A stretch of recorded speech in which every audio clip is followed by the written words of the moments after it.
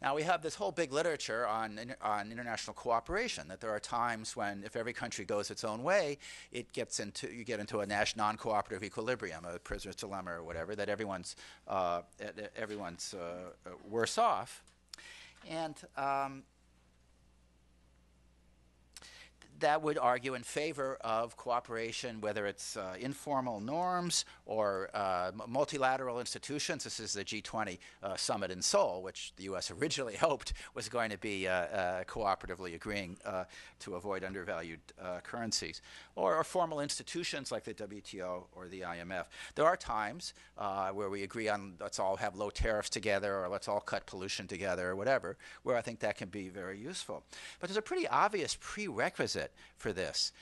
There has to be a pretty clear and agreed direction of the externality.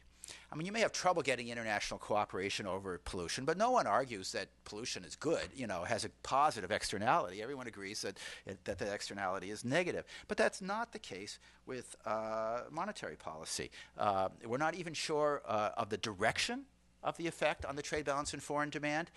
And then in addition, we're not sure whether that's good or bad. It really partly depends where you are, whether the world needs more monetary stimulus or not. Well, if reasonable people can't agree on whether the sign is even positive or negative, it's a pretty hopeless circumstance for cooperation.